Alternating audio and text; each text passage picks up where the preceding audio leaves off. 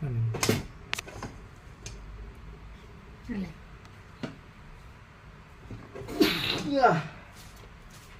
ปักได้เสร็จ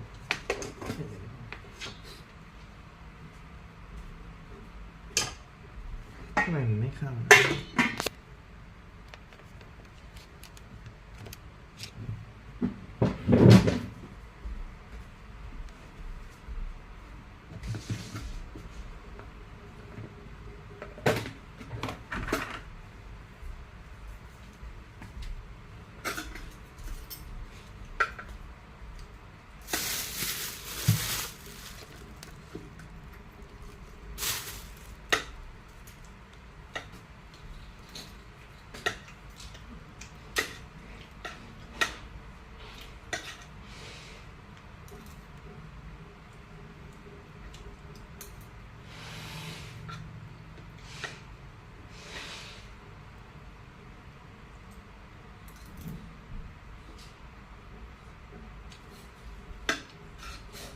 เอามาให้แล้วพอน่ะ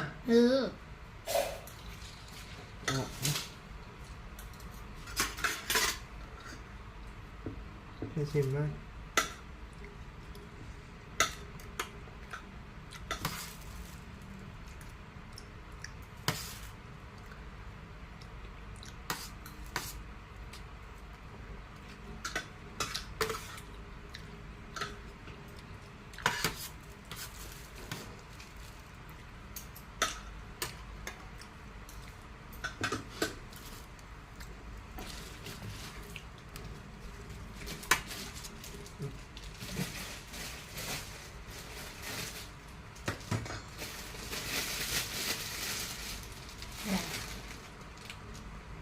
แกะเดือนแล้ว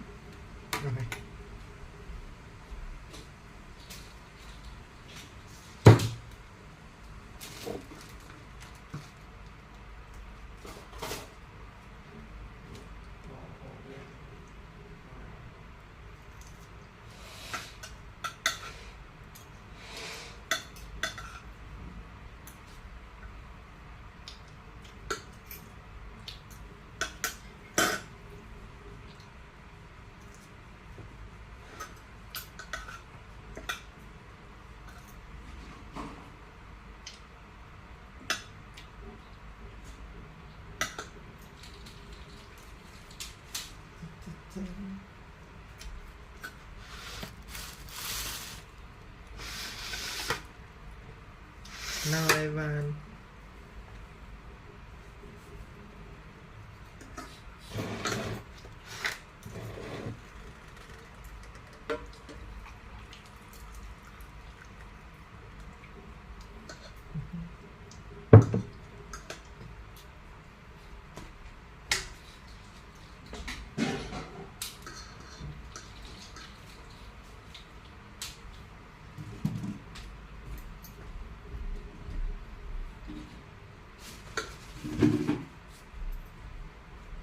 มันไม่เข้าจริงเนี่ย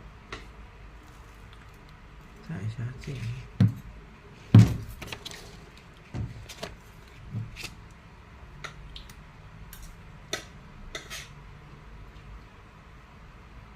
ปกติมันไม่เข้าอ๋อเอียง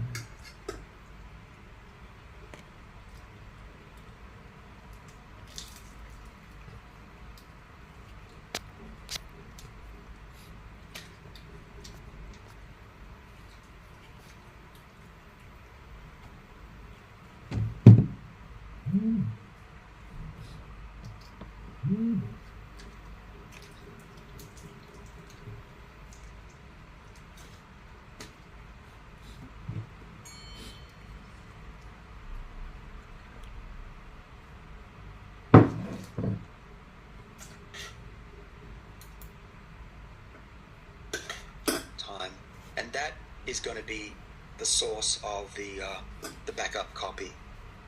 Exactly how that is arranged, you might say, well, what is that? What is the information that tells the cell how to be young again? I don't know what it is. I just can tell you I know that it's there because we can tap into it with our experiments using the Yamanaka factors and some chemicals now. So the Yamanaka factors, are they like an epigenome to the epigenome?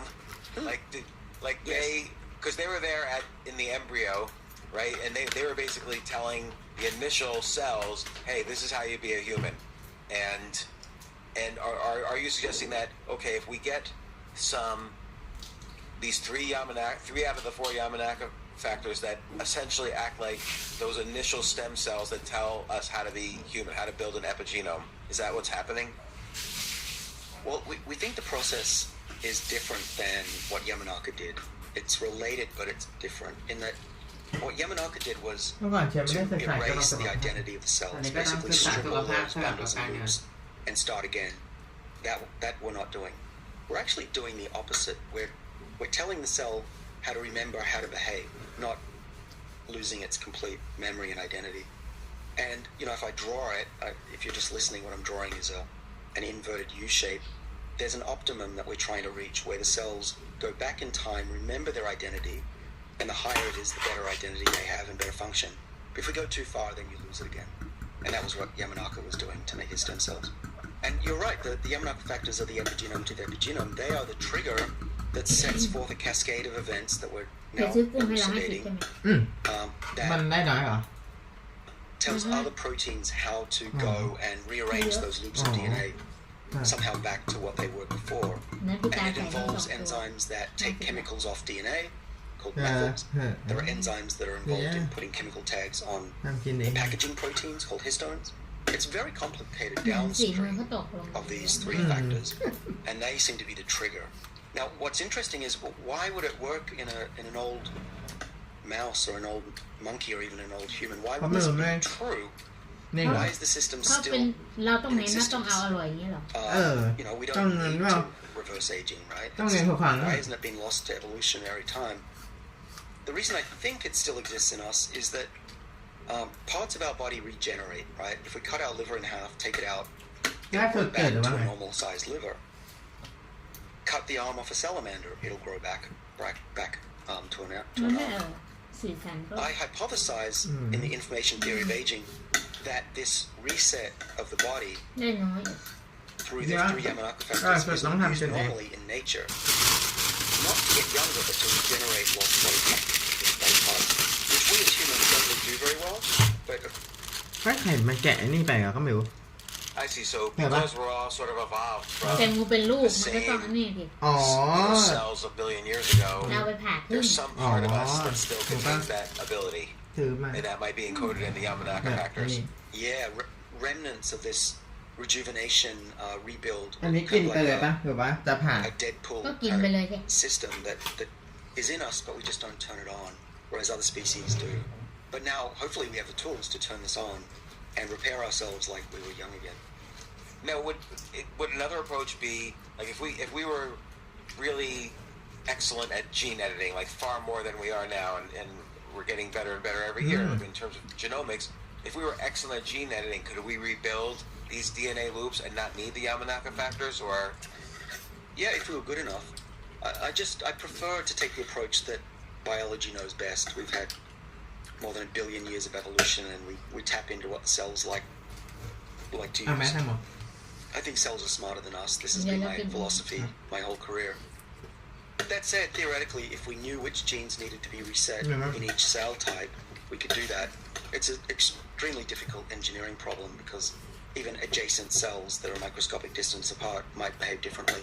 And trying to target that system to each different cell is an overwhelmingly complex problem. Now, that doesn't mean that we couldn't, say, target nerve cells in the brain specifically to reset some of those, but I think a whole body reset currently is beyond my imagination for engineering, though never say never. But these Yamanaka factors, what they do when you inject them in, these three out of the four, is they essentially, like a disease, spread through the body or the body part where you inject it, and all these bundles that are loose fritters of DNA now, they kind of get this wake-up call, hey, you used to be a loop, better get back there. That's right. And how that works, we don't know. We think there are little flags on the genes that tell the cell this gene needs to be reset by twofold in a negative direction. or another gene would be 5-fold in a positive direction. There's some information in there we're looking for. We have some breakthroughs just last week that I can't yet talk about. I think we may have found the information where and how it's stored that tells the cell where to go and what to do. And it's a whole new biology. So I'm crossing my fingers for my students that we're on the right track. What the Yamanaka factors are, they're not that mysterious. These are proteins that engage DNA. They find a sequence of letters in DNA. They're called transcription factors. And they find them, they stick to the DNA, and then they set off the activation of other genes. So these are genes that regulate other genes. That's all they are. But they're like a domino. Those 3 dominoes get set, and then the rest follows.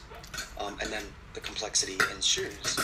But there's got to, in my view, there's got to be a program in the form of software, one-dimensional software, just like DNA, but probably not DNA, that records the youthful epigenome and allows the cell to re-engage and create these original structures of folding of the DNA so the cell can not just behave like it's young, but literally be young again. So if there were no regulatory hurdles, what would you personally do right now? Would you inject these 3 Yamanaka factors into yourself, and or would you drink them, or like what would you do? Like what do you see as happening? Let's say after the regulatory hurdles, and let's say all your tests go well, what do you see happening? Yeah. Well, one is hypothetical, one is reality. The reality is that we put the 3 genes inside a domesticated virus called an AAV, and we inject it into the eye, and it infects the nerve cells and reverses the age of the optic nerve in those animals and hopefully people next year. And theoretically, you could inject it into your vein and have it infect your entire body, and that way you could see what happens when you reverse aging or turn on these factors in most of your cells. That is doable today. It'd be fairly expensive, it'd be fairly risky, but it is doable today. Would I do it, hypothetically? Probably not. I think we need a bit more safety work, but I can imagine a day where, and it's not too far away, depending on the regulator's opinion, where somebody could be flooded with these viruses. And what we've got, James, which I want to mention, is from the outset of this study, going back to 2017, we engineered, One Chain, my student, engineered the system to have an on-off switch so that we could turn it off after we finished with it, and turn it back on if we needed it again. And the way he did it was we just give the antibiotic doxycycline, which some people take for malaria. The antibiotic isn't acting as an antibiotic in this context. It just acts as an on-off switch for our virus. And so in the future, you could be flooded with the virus. It's in every cell, or almost every cell, but you don't turn it on until you need it. So let's say you get injured, you start to get old, or you lose your eyesight, your hearing. Then you take doxycycline for 2 months. In theory, if it works, you get younger, you look younger, you feel younger, your organs function better. You stop the antibiotic, and you repeat that process every 5 years. So I guess every organ or part of the body ages differently. Like with eyesight, it could be your cornea, it could be the nerves in the eye, it could be the brain cells that regulate vision. With your stomach and digestion, it's another set of cells. Would you need, but I guess if you're putting the Yamanaka factors in each organ specifically, it'll know what to do. It'll kind of like, figure out the subculture of that organ, get acclimated, make friends, and then do its job accordingly per organ. Yeah. James, I love the way you think. It's deep thinking. The answer is yes. Somehow, the Yamanaka factors know how to reset different types of cells. We haven't yet seen a cell type that does not respond to the reprogramming, and each cell type is different. Of course, a brain cell is very different in terms of the packaging that it needs compared to a muscle cell.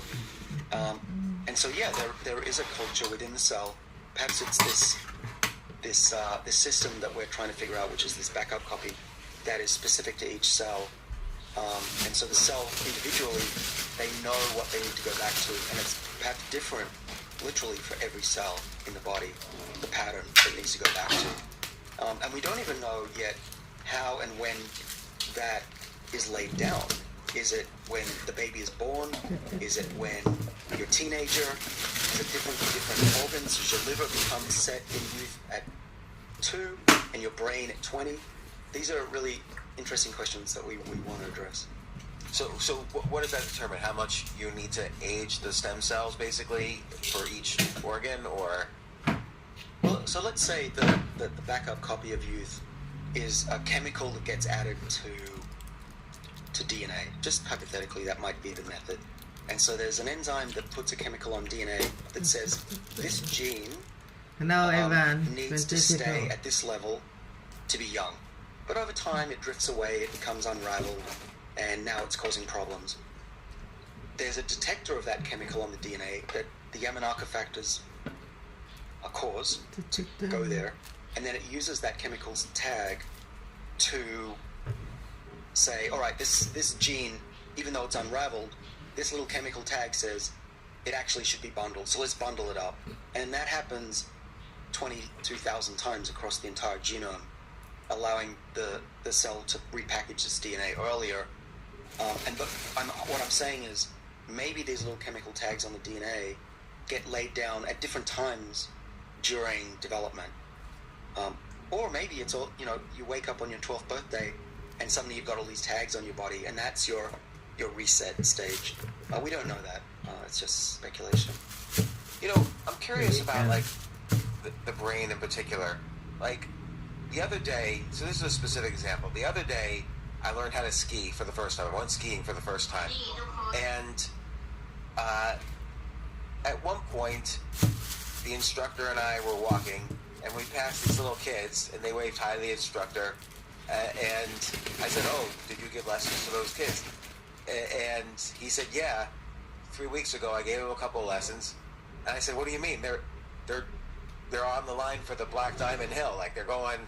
Like, I'm not going to be able to do that in 3 weeks. They're going down the hardest hill on this mountain just 3 weeks after giving lessons." And I watched them, and they're just like effortless. They're not. It's almost like they're not using any muscles. They're just cruising on down. They're going as fast as possible. They're fearless, and I don't believe the example, the cliche that, oh, they don't have as far enough fall, so they're not that worried about falling. Like, they were literally doing it differently because of their brain and mindset than I would do it. And what is happening in there's something in the aging process, but a difference between me and those kids. Like, what has happened to the brain? Yeah. Oh, well, yeah, you're right. The young brain is very plastic, learns very quickly. Old brains don't. We know that. The reason I believe that happens is you're aging due to epigenetic changes. So your nerve cells are starting to turn on genes that shouldn't be turned on in the brain. So your nerve cells might be starting to behave a bit like skin cells, which is not going to help you learn. It's not going to help you remember things well. And that's why we did a study in mice where we aged the mice, and they were hard of learning. You could say they had dementia. And then we could reverse the age of the brain in those old mice, and we could ask the question, can they learn like they were young again? And the answer is yes, they can. So I really think that the inability to learn is just a matter of epigenetic aging. So, like, and you were able to reverse this using the 3 out of 4 Yamanaka factors? It was part of those experiments? Yeah. Is there... Okay, and I'm just asking selfishly, like, I want to reverse the aging in my brain right now. I want to learn like when I was a kid again. What can I do? Until we have viruses that are safe for injection into your veins, which is a while away, what we're working on are chemicals that will do the same thing, so that it could be swallowed or put on the skin or injected. And we published a paper, when was it, July last year, the first proof of concept study that we could find chemical cocktails that reversed the age of cells and restored that epigenome. And we've come a long way since then. It's not published yet, but we are down to some really exciting chemicals that could theoretically be put into a drink and consumed that may rejuvenate the body, improve memory, for example. I think, don't get me wrong, I'm not going to be putting this into a drink just this year, but I think if the animal studies work out and we do some human studies, then that's, it's a goal worthy of my attention. And I'm not trying to figure out the chemicals just so I could go to the store and buy these, but is it like NMN related or is it Yamanaka related? Like what types of chemicals are these? So these is are it vitamin D, vitamin K? It's not that simple. There's cocktails, so there isn't just one answer. But we're at a point where we now have it down to one chemical that can reverse the age, ostensibly reverse the age of cells in the dish. Cells, which is not going to help you learn. It's not going to help you remember things well. And that's why we did a study in mice where we aged the mice, and they were hard of learning. You could say they had dementia. Okay. And then we could reverse the age of the brain in those old mice, and we could ask the question, can they learn like they were young again? And the answer is yes, they can. So I really think that the inability to learn is just a matter of epigenetic aging. So like, and you were able to reverse this using the 3 out of 4 Yamanaka factors as part of those experiments? Yeah. Is there, okay, and I'm just asking selfishly, like I want to reverse the aging in my brain right now. I want to learn like when I was a kid again. What can I do? Until we have viruses that are safe for injection into your veins, which is a while away, what we're working on are chemicals that will do the same thing, so that it could be swallowed or put on the skin or injected. And we published a paper, when was it? July last year. The first proof of concept study that we could find chemical cocktails that reversed the age of cells and restored that epigenome. And we've come a long way since then. It's not published yet, but we are down to some really exciting chemicals that could theoretically be put into a drink and consumed that may rejuvenate the body, improve memory, for example. I think, don't get me wrong, I'm not going to be putting this into a drink just this year, but I think if the animal studies work out and we do some human studies, then that's, it's a goal worthy of my attention. And I'm not trying to อย่าลืม figure โทร out the chemicals just so I could go to the store and เอาไปกิน buy เสร็จ these. กัน ต้อง But บอกเขาด้วยนะว่า is it like What now? NMN related or is it Yamanaka related? Like what types of อ่ะ chemicals are เดี๋ยวบอก these? เหมือนเดิม So these Is are it vitamin D, chemicals that- vitamin K? It's not that simple. There's cocktails, so there isn't just one answer. But we're at a point where we now have it down to one chemical that can reverse the age, ostensibly reverse the age of cells in the dish, can treat human cells, make them younger, make them grow, even if they stop dividing, senescent cells. And barring any safety issues, which of course you can't ignore, it could be a drink available. So right now, could you go out and buy some of these? Well, I do know that some people have looked at our publication from July and have started taking those chemicals or surrogates of those. But they're doctors, you need a prescription, so it's not that simple. You can't just go out and buy it.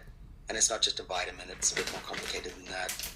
But just trust that I'm now laser focused on making this come true if it's possible, if it's safe. It's not here yet, but it will be if I can do anything about it.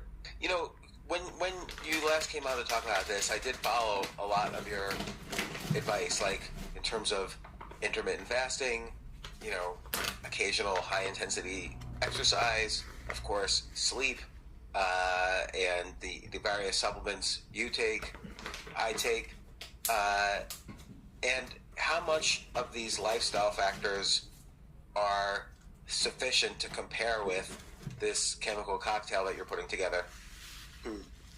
We haven't put them side by side, but I don't think anything that is out there compares to this. We don't see the usual suspects, rapamycin, NMN, doing this reset. they might assist in the process, but these chemicals are in a different league of their own. And so I think this is probably why people are skeptical about my use of the term age reversal, because they're not seeing the results that I see in my lab. We clearly see that aging is reversible. And these new discoveries are really powerful, more powerful than anything I've seen before.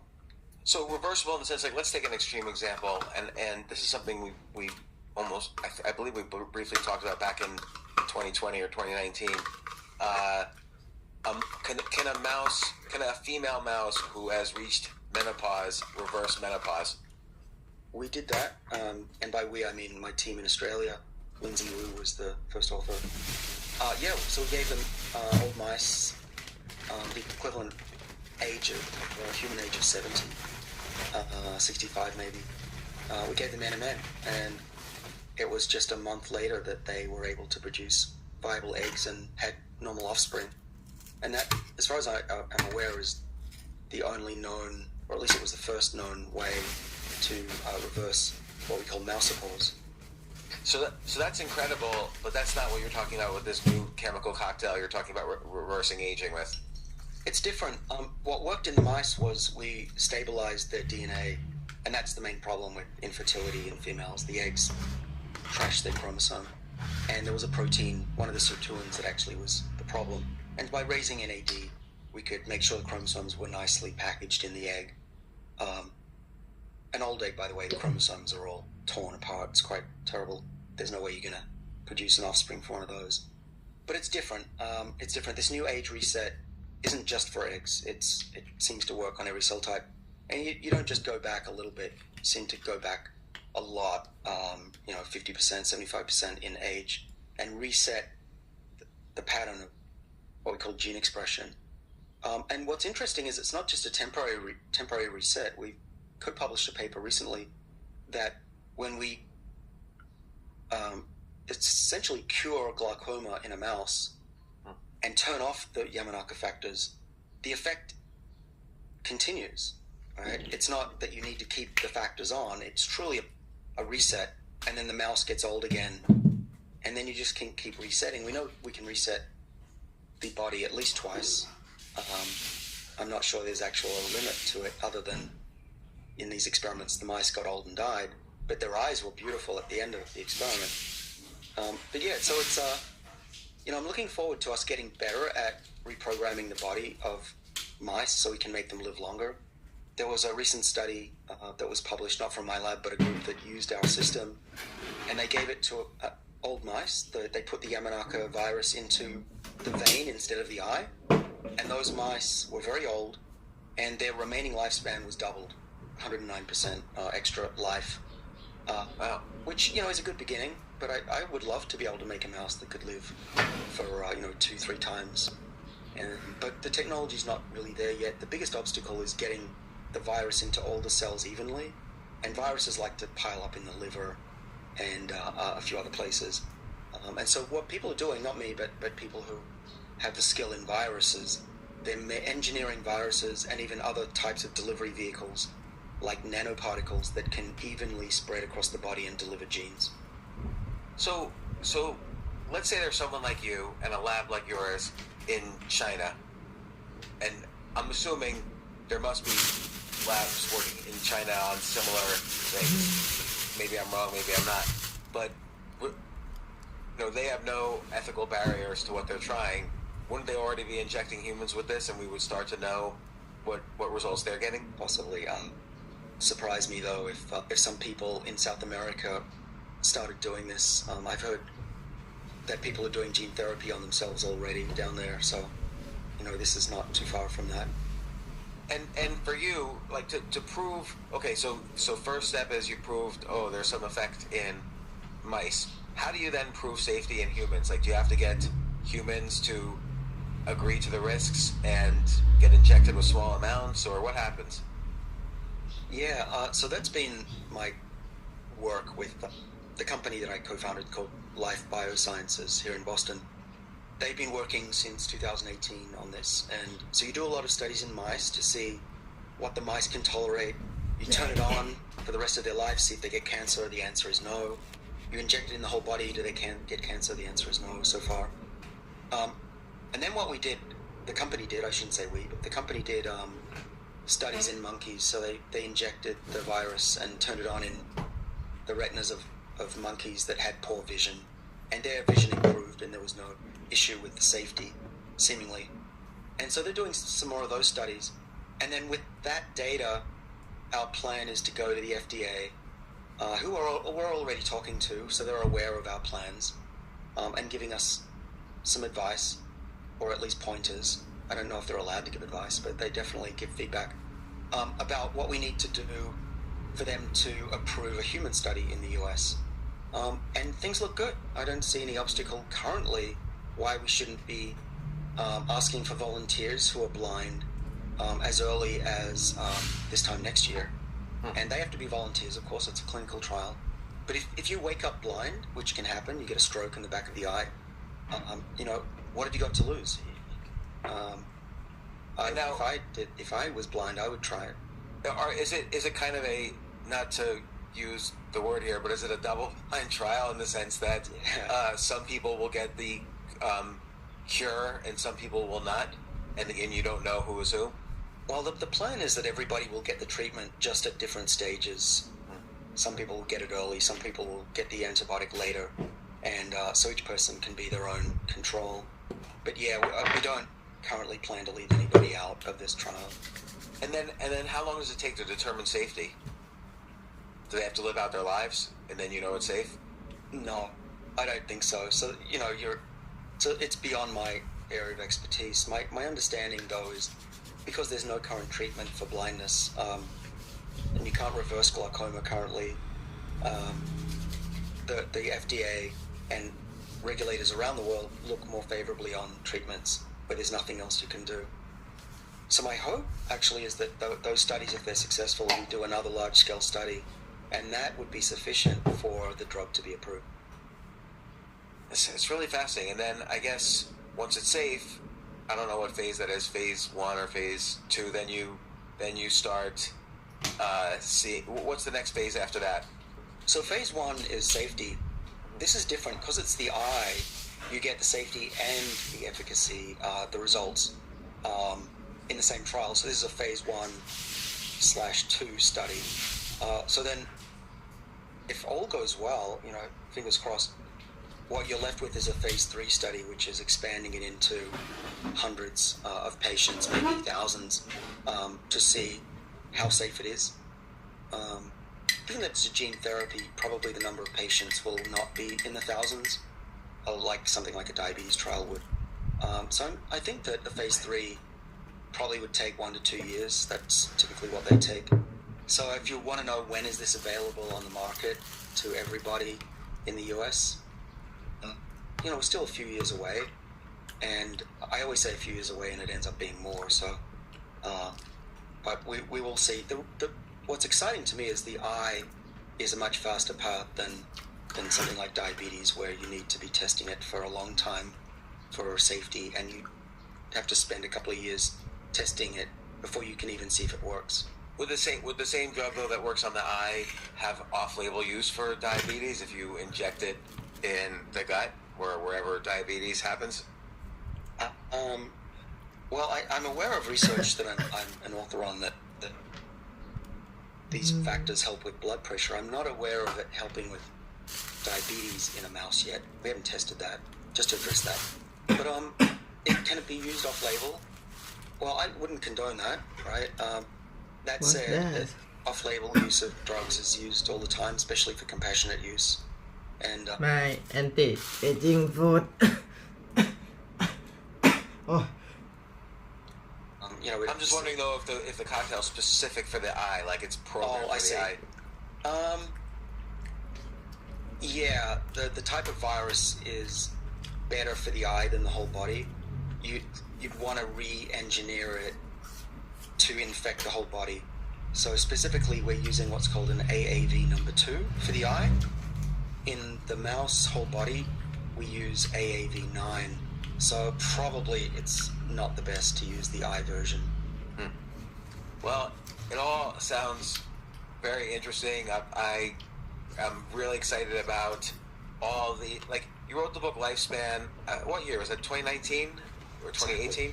Yeah. And we spoke about that several times, and it's a fascinating read about aging and your approach to it. You know your approach as aging as a disease rather than just something we should accept, and all the different research you summarize, and it's very exciting now to see how 5 years later where the research has taken you, and I didn't know about any of these advances that you have. And look, good luck. Thank you for spending the time while you're saving civilization and the human species. Thank you for spending the time on the podcast. David, there was one question I wanted to ask.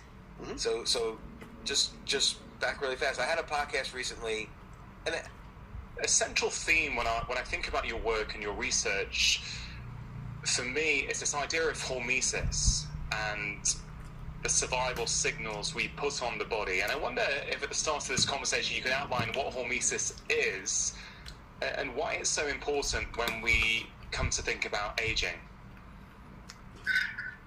Well, the problem is we built a world that's very comfortable, and we did not evolve in these conditions. We are meant to be typically cold and hungry, and in response to those adversities, our bodies fight back. And so the problem is that we now sit in chairs, we eat as much food as we want, we don't have to walk anywhere or lift anything heavy, and our bodies become complacent. Now, what was discovered is you need hormesis. What's that? That basically means what doesn't kill you makes you stronger.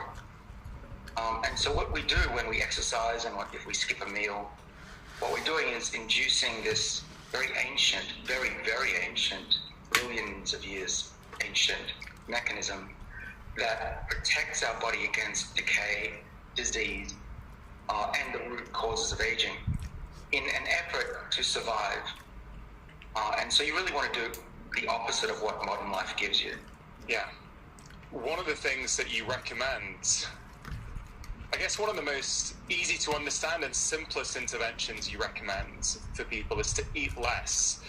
And I think that fits quite beautifully into this idea of hormesis, doesn't it, in terms of what eating less signals to the body and then what it causes the body to do afterwards. So I wonder if we could just sort of dive in there into why is eating less important, what signal does it give us, and then how does that impact the way in which we age?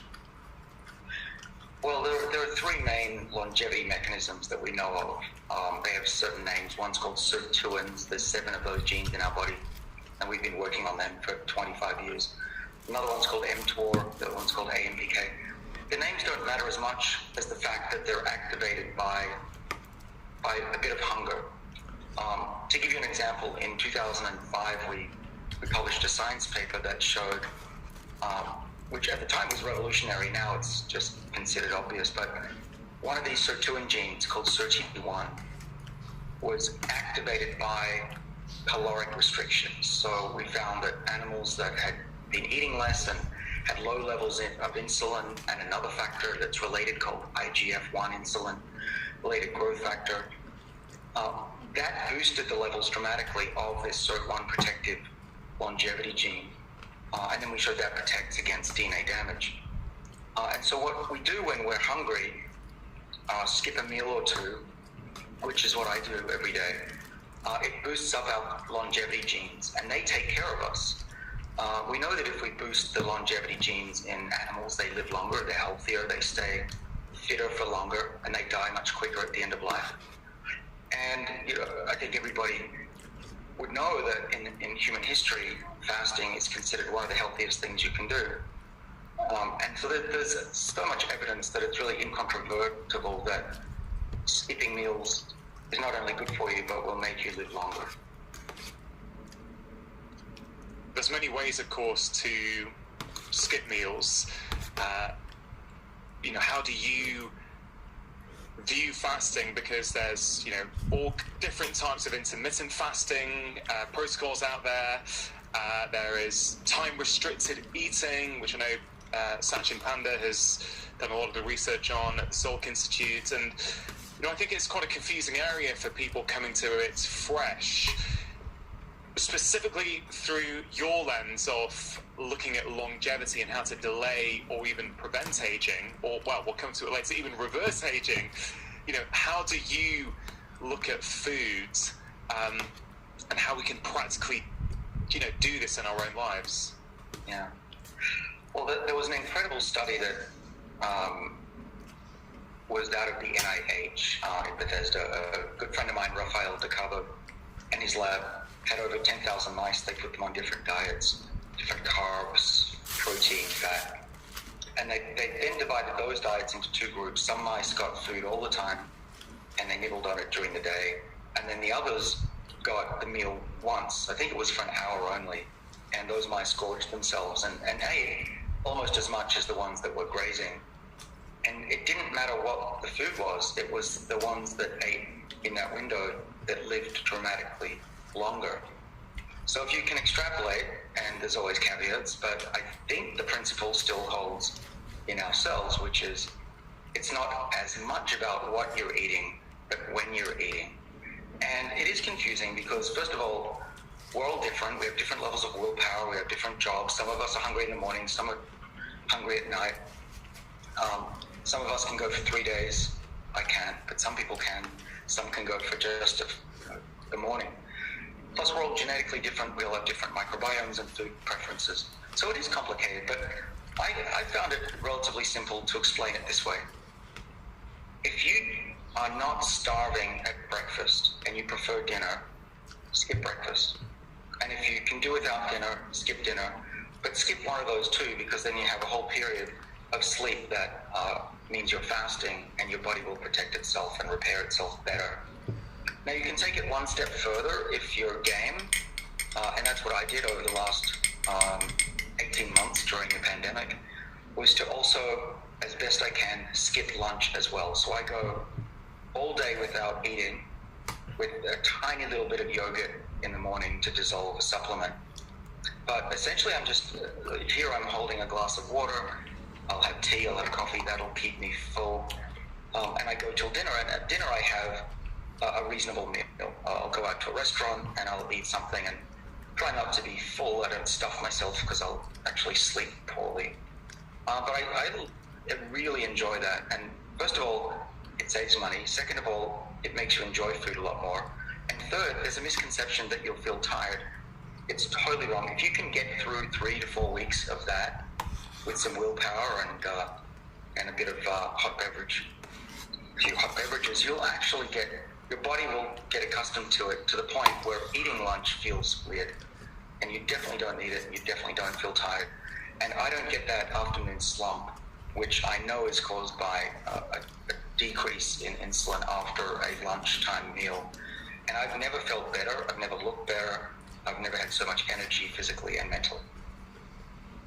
It's fascinating when we think about this through an evolutionary lens that, of course, why would we be struggling mentally when we were hungry? Because, of course, if we really were hungry in the past, we would need our mental acuity right as good as it could be to go and actually fix that problem, get out there, find some food, hunt. So it really makes sense, but it also makes me think of what you said right at the start of our conversation about modern life being too comfortable, because I'm in my early 40s. I remember from a young age, even though I'm from an Indian family, I saw my mum practice various forms of fasting once or twice a week, but we never did. For us it was get up as soon as you're up, eat your breakfast, eat was the message I got as a kid. And I think that's the message a lot of society gets. So when you talk about eating less or reducing how often you eat could potentially give you short-term health benefits, but also long-term health benefits and delay aging, I think it's quite revolutionary for a lot of people to hear these days. Well, intermittent fasting now is the most popular diet in the world. Hopefully it's not a fad, because this is probably the most effective diet that's ever been promoted on the planet. Even for children, I'm not suggesting malnutrition or starvation by any means, but having 3 meals a day plus snacks is a calorie overload even for children in the most cases. And you can tell just by the amount of fat a kid is carrying as to whether you're overfeeding your kid. And if you have an obese child, and I know it's very difficult because in my family we struggle with this as well, but the effects on that child will echo for decades. Perhaps even towards the end of life, they will still have the memory, the epigenetic memory, we call it, of having been obese as a child. And so one area that I'm researching and going to be communicating about is the effects of our lifestyle, not just on adults and the elderly, but even on children. Yeah. I want to come back to that shortly. But before we leave the topic of eating less, you said intermittent fasting is the most popular diet or way of eating in the world now.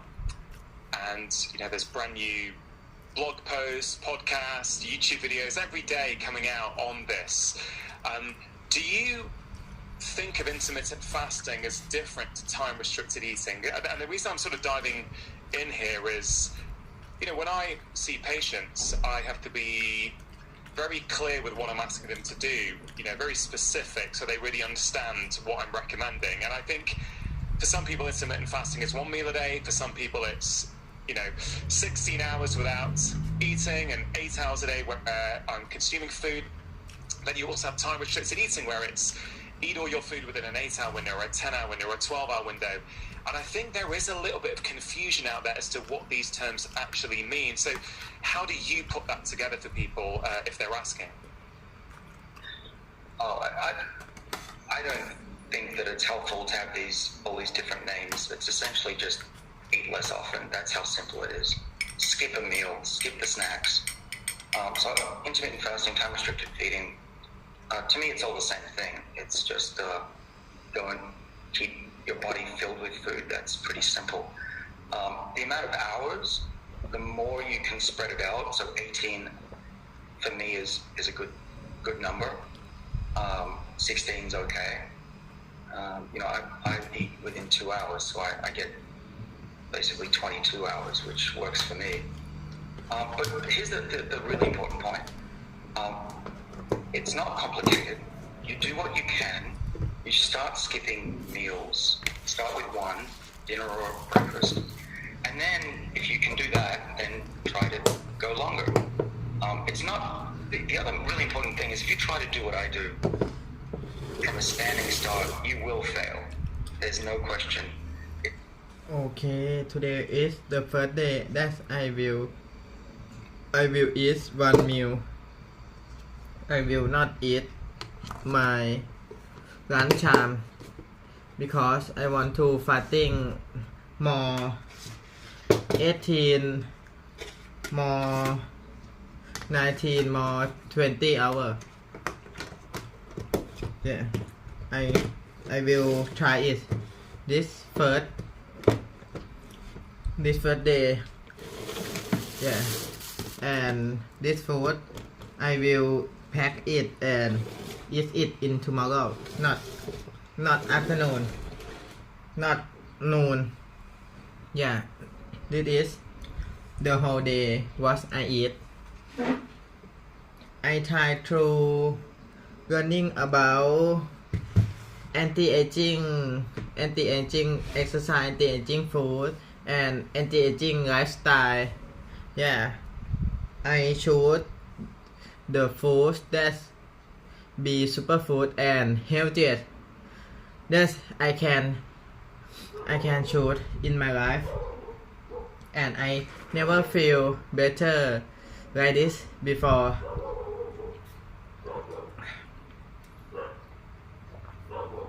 Never be looking good like this before. I never strong like this before. Yeah, this is the best version of my life that I can share it with you. How I eat, how I exercise, and how I learning, and how that I step in every single day of my life. Yeah. Take a baby step, everyone. Take a small step to change your life. Okay? Take a small step.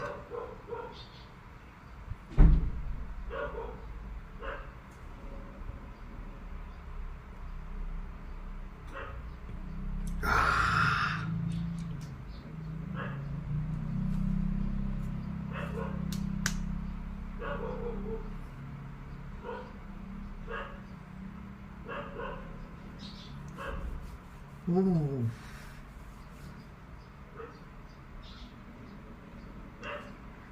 Wow. It's really good. Oh, I never have the body like this before. It's very amazing. And I'm very proud of myself. Very amazing! Woo! Okay, everyone. Thank you for watching me. Thank you for subscribe and like. Thank you. Okay. See me next live stream, everyone. Thank you. Hope you enjoy and be the good day. Yay!